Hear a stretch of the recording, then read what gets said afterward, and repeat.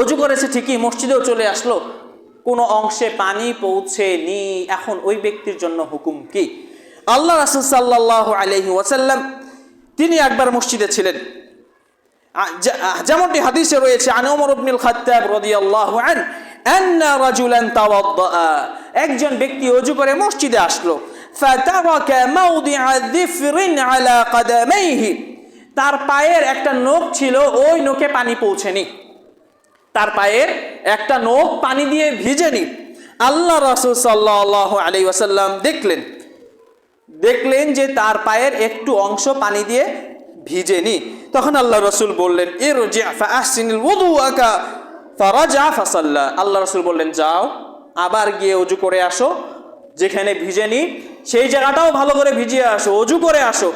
অর্থাৎ এমনটা করলে চলবে না, আমার সামান্য অংশ ভিজে নাই, আমি তো ওযু করেছি, মসজিদে আসার পর দেখলাম শুকনা রয়েছে, আমি গিয়ে ওই শুকনা অংশটুকু ভিজিয়ে আবার চলে আসলাম, চলবে না।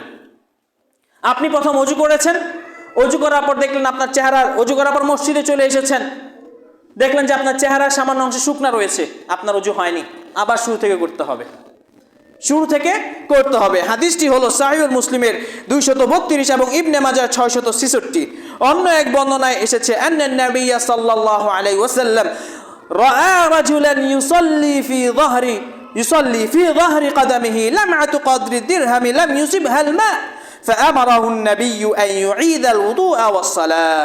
আল্লাহ রাসূল সাল্লাল্লাহু আলাইহি ওয়াসাল্লাম মসজিদে ছিলেন, একজন সাহাবী এসে সালাত পড়া শুরু করলেন। আল্লাহ রাসূল দেখলেন তার পায়ে সামান্য অংশ শুকনা রয়েছে। আল্লাহ রাসূল বললেন, ফাআমারাহু আন-নাবিয়্যু আন ইউঈদাল ওযুআ ওয়াস-সালাহ, নবী সাল্লাল্লাহু আলাইহি ওয়াসাল্লাম তাকে আদেশ করলেন, যাও ওযু করে আসো, ওযু করে এসে আবার তুমি সালাত পড়ো, তোমার ওযু হয়নি। হাদিসটি হলো আবু দাউদের 185 এবং মুসনাদে আহমদের 3 নম্বর খণ্ডের 433 নম্বর পৃষ্ঠা। তারপর আল্লাহ রাসূল